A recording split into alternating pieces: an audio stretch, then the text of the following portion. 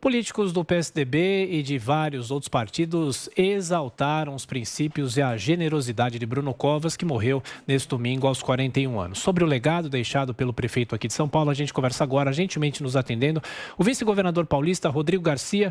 Governador, bem-vindo aqui mais uma vez à programação da Jovem Pan. Muito obrigado por nos atender. Bom dia, Tiago. Bom dia a todos os ouvintes da PAN. Um dia triste para São Paulo, para o Brasil, com a perda do nosso prefeito Bruno Covas. Claro. Aliás, governador, o senhor se filiou ao PSDB na semana passada e Bruno Covas teve algum peso nessa sua decisão? De que maneira ele apoiou essa sua saída do DEM e a ida para o PSDB? Olha, Tiago, ele foi um grande incentivador ao lado do governador João Dória para que eu me tornasse tucano. Fez questão, inclusive, de, na última quinta-feira à noite, abonar minha ficha de filiação, escrever uma carta ao partido sobre a importância do momento que nós estamos vivendo, o posicionamento que o PSDB deve ter em relação a esse momento e me dando as boas-vindas. O Bruno, mesmo nos seus últimos dias, continuou sendo uma pessoa generosa com seus amigos, uma pessoa de espírito público e em nenhum momento, Tiago, eu vi o Bruno brigando em relação ao momento que ele vivia. Ele lutou muito para viver, mas com muita resignação, entendendo que esse era o seu destino. Então, o Bruno deixa muitas lições, lições na política, lições na vida pessoal. O Bruno fará muita falta à política brasileira. Governador, agora os nossos comentaristas, Brasília, José Maria Trindade. Zé Maria.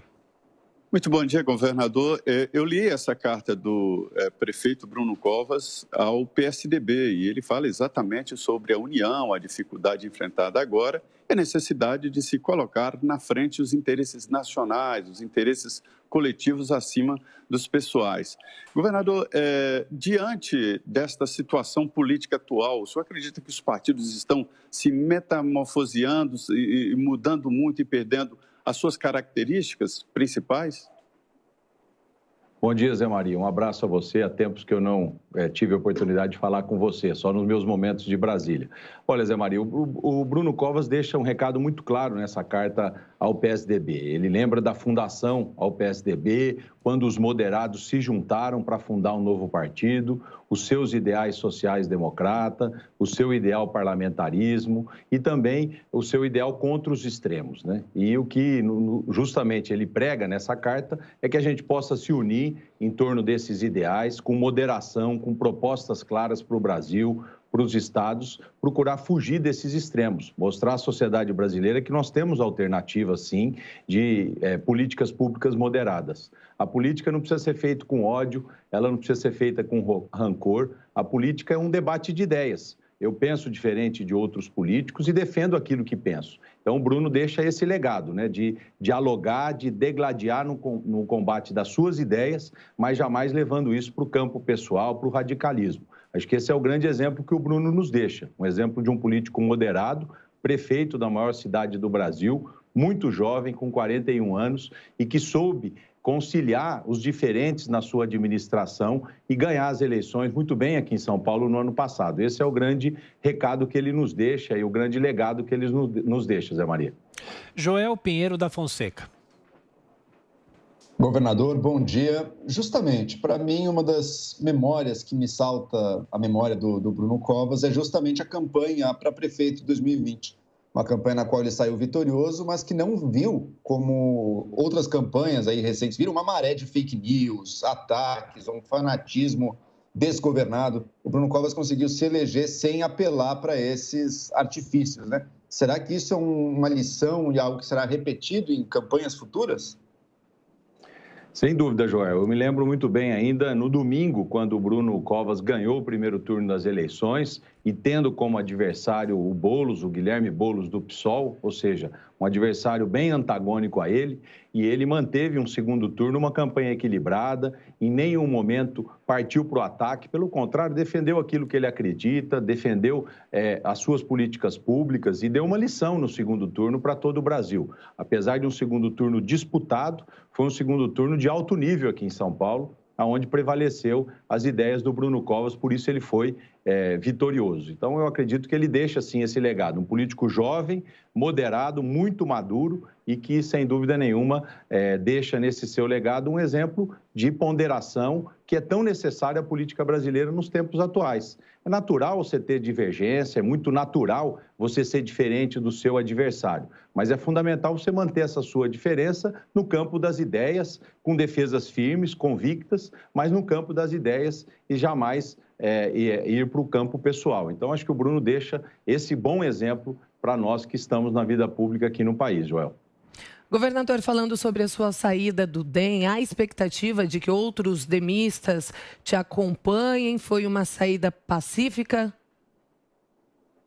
Kaline, eu deixo o DEM depois de 27 anos de filiado ao DEM, num contexto aqui de São Paulo, num convite que tive do Bruno Covas, do governador João Dória, de toda a bancada federal do partido, a bancada estadual, vereadores, prefeitos. Me senti muito acolhido, Kaline, no PSDB. Minha filiação foi feita na sexta-feira, ao meio-dia, num evento com grandes lideranças do partido, onde o Bruno Covas, o João Dória e tantos outros manifestaram a satisfação do meu ingresso.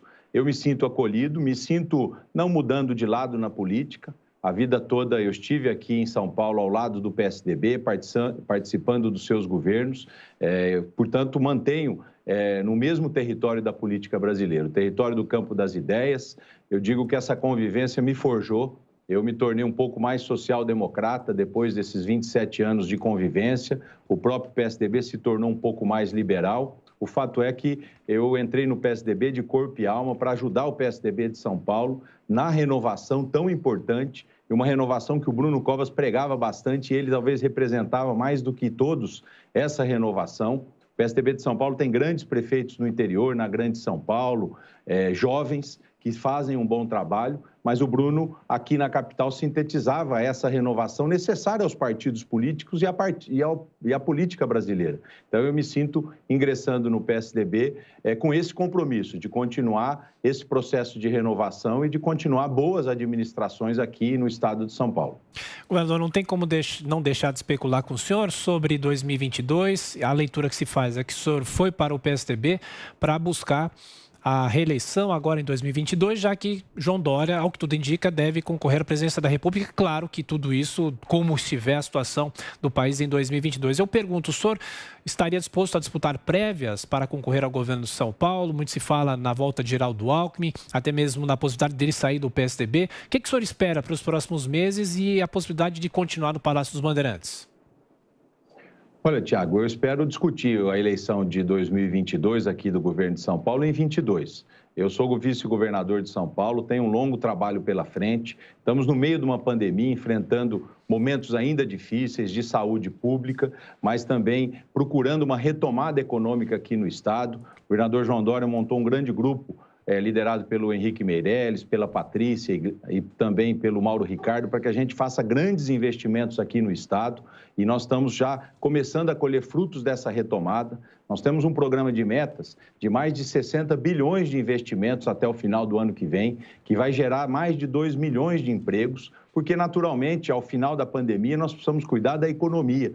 Não tínhamos, nesse momento, como fazer isso. Portanto, esse é o meu foco. No momento certo, o partido aqui em São Paulo vai definir as regras, vai definir os candidatos. Eu defendo, portanto, que o ano que vem, a regra que o PSDB definir, eu vou me submeter a ela, seja para disputar o governo, seja para disputar novamente a vice-governança. Eu acho que nós ainda temos que devolver à sociedade de São Paulo a confiança que ela teve na chapa do João Dória, para que a gente continue nesse processo de recuperação econômica, cuidando ainda da saúde das pessoas e discutindo a eleição mais à frente. No tocante à eleição nacional, Tiago, eu acredito que o Brasil hoje precisa de novas propostas.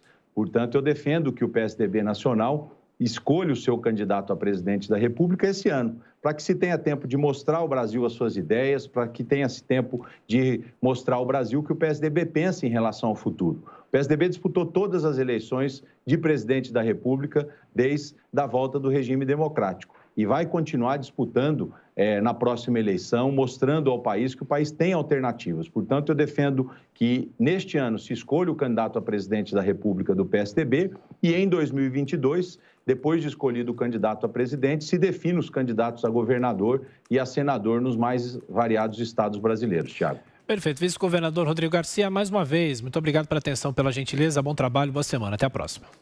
Até a próxima. Um abraço. Muito obrigado.